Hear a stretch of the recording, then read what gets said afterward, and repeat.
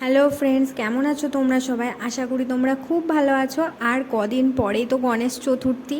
তো আমি আজকে গণেশ চতুর্থীর জন্য স্পেশাল একটা ডেকোরেশন আইটেম বা সিংহাসন বলতে পারো, সেটা বানিয়েছি। তো বাড়িতে থাকা খুবই সামান্য জিনিস দিয়ে আমি এটা বানিয়েছি।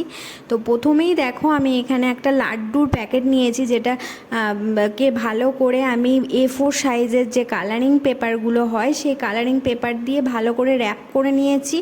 তারপরে দু সাইডে দেওয়ার জন্য আমি ছোট ছোট করে দুটো কার্ডবোর্ডকে কেটে ওটাকে ব্রাউন কালারের কালারিং পেপার দিয়ে ভালো করে র্যাপ করে ওটাকে লাগিয়ে দিয়েছি আঠার সাহায্যে।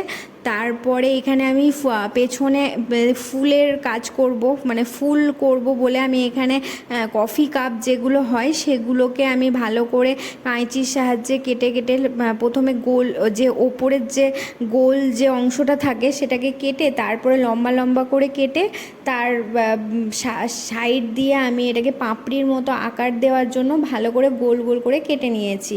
আর পেছনের যে অংশটা হবে, মানে সিংহাসনের পেছনের যে অংশটা, সেটাকে আমি করার জন্য এখানে আমি সার্কেল শেপটা করছি। তো প্রথমেই আমি একটা গোল কার্ডবোর্ডের কেটে নিয়েছি অংশ, তারপরে এটাকে আমি ভালো করে আঠা দিয়ে লাগিয়ে ইয়েলো কালার করে দিয়েছি। এবং তারপরে আমি দেখো, যে কাপ দিয়ে যে আমি ফুলগুলো বানালাম সেগুলোকে আমি লাল কালার করে দিয়েছি। আর গ্লু গানের সাহায্যে, এগুলো গ্লু গান দিয়ে আটকানোর চেষ্টা করবে, না হলে বেশি দিন টেকসই হবে না বা খুব তাড়াতাড়ি মানে নষ্ট হয়ে যাবে বা খসে যাবে।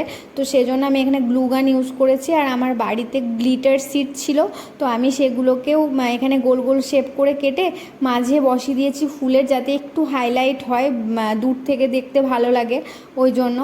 আর দেখো, আমি পেছনের যে অংশটা সেটাকে গ্লু গানের সাহায্যে খুব ভালোভাবে আটকে দিয়েছি।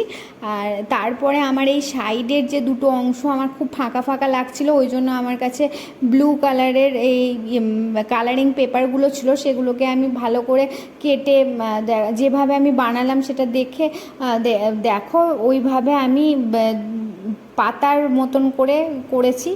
তো এই দুটোর দিকে আমি লাগিয়ে দিয়েছি এবং দেখো শেষমেশ আমার সিংহাসনটা হয়ে গেছে রেডি। তো আমার তো খুব ভালো লেগেছে। তো তোমাদের কেমন লেগেছে তোমরা জানিও কমেন্ট করে। আজকে টাটা।